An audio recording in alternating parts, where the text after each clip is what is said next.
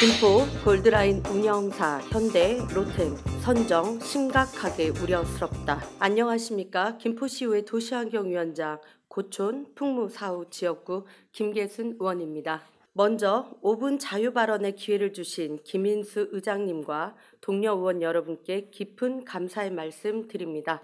최근 언론 보도에 따르면 김포 도실철도의 새로운 운영사로 현대 로템 선정됐다고 합니다. 현대 로템은 김포 골드라인 전동차를 직접 제작한 업체이며 현재 신림선 경전철을 운영하고 있어 안정성 분야에서 우수한 평가를 받은 것으로 전해졌습니다. 본 의원은 이 상황을 접하면서 우려되는 점이 있습니다.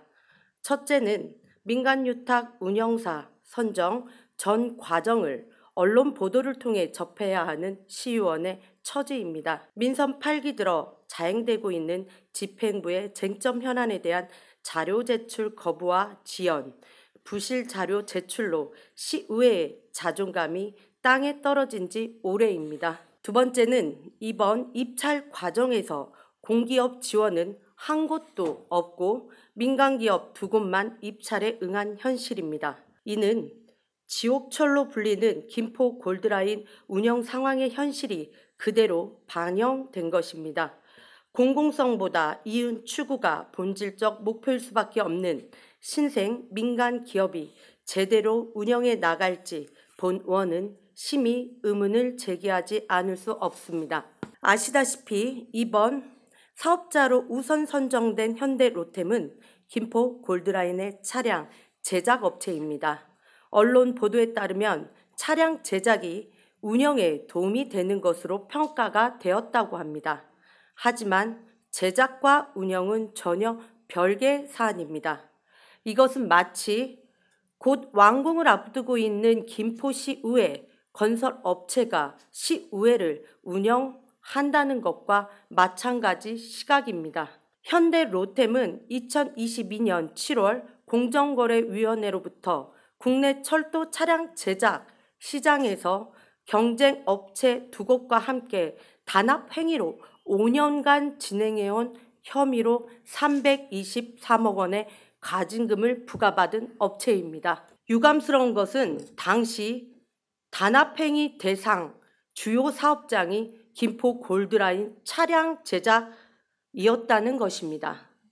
공정거래위원회 발표에 따르면 이때 현대 로템은 2014년부터 2016년까지 총 6건의 철도 차량 입찰에서 자신들이 낙찰받을 수 있도록 우진 산전을 응찰하지 않거나 들러리로 참여하게 했고 그 대가로 입찰 사업 관련 일부 하도급을 받기로 3차례에 걸쳐 합의했습니다.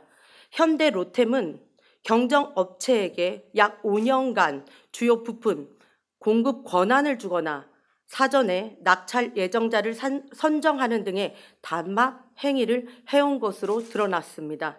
무응찰로 수의 계약이 체결될 경우 현대 로템은 가장 큰 금액을 가져갈 수 있는 이점이 있었기 때문입니다. 당시 현대 로템은 과징금 부과뿐만 아니라 6개월간 입찰에 참가 자격을 발탈당하는 조치를 당했습니다. 본 의원은 골드라인의 잦은 고장 책임과 중국 자재 활용으로 유지 보수 어려움을 초래한 이 현실이 현대 로템의 책임에 있다고 생각합니다. 현대 로템은 신림선을 2021년부터 운영해 본 것이 유일한 경험입니다. 현 신림선은 운영 분야는 광주 지하철, 현대 로템은 기술 분야로 분할 컨소시엄을 구성해 참여하고 있는 현대 로템이 김포 골드라인을 어떻게 운영하겠다는 것인지 본 의원은 매우 궁금합니다. 하지만 이에 대한 어떠한 자료 공개나 정보가 시의회조차 공유되고 있지 못합니다. 한종우 의원님 그리고 국민의힘 의원님들께 말씀드립니다. 풍무 역세권 도시개발 사업 지원에 대한 행정사무조사를 발의하셨습니다. 특히 김포 시민의 첫 번째 염원인 대학병원 유치 관련 주요 조사 목적 내용입니다.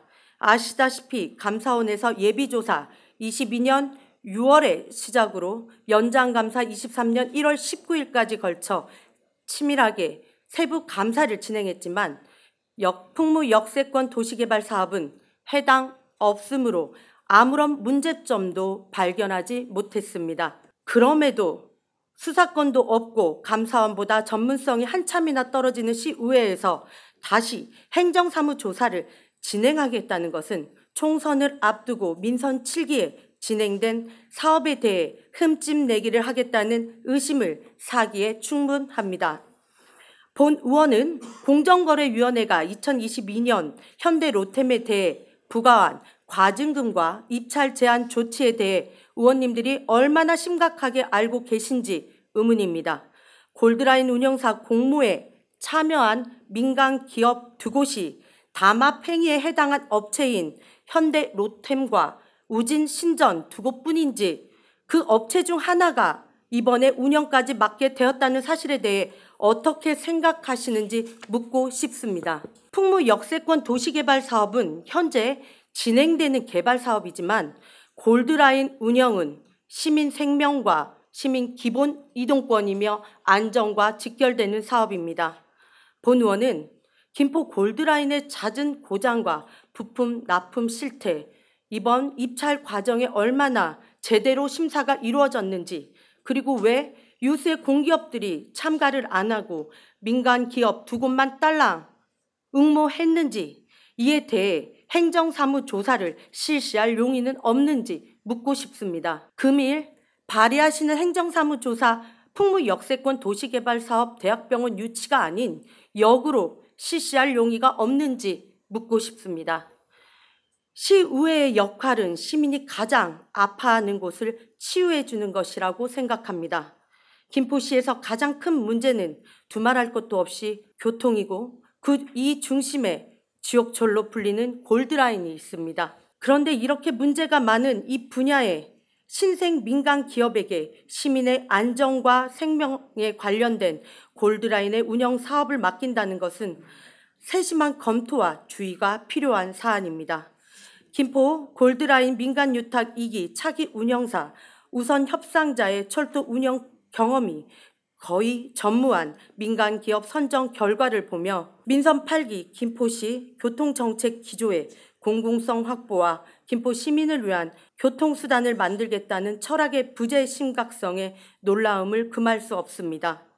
작년 안정적 운영을 기대했던 김포 도시철도 공단 설립은 대시민 사기극으로 끝났고 차기 운영사 선정에 지방 공기업 불참으로 골드라인 운영의 변화에 기대감은 큰 실망감이 되었습니다. 작년 사업비 증액과 운영적 측면의 공공성을 제도적으로 확보할 수 있는 민간 위탁 방법을 모색해야 했습니다. 어떠한 공기업에서도 이번 민간 위탁 사업에 참여하지 않았다는 점은 안전사고가 늘 우려되는 김포 골드라인의 취약한 운영 조건을 반증하는 것이라고 생각합니다. 다시 한번 그토록 왜 우리가 공단 설립의 필요성을 주장해 왔고 시민과 노동자들이 왜 이를 외쳤는지 진지하게 생각해 봐야 합니다. 우리 모두는 새로운 현대 로템 민간 기업의 재위탁 운영이라는 불안한 시작을 다시 앞두고 있습니다. 집행부는 김포 골드라인 민간 유탁사 선정 전 과정에 대한 자료를 공개하십시오. 참고로 현대 로템에 대한 공정거래위원회 과징금 부과 사실 기사를 의원님들이 참조하실 수 있도록 배부해드립니다. 본 의원은 향후 진행되는 절차를 예의주시하겠다는 말씀을 드립니다.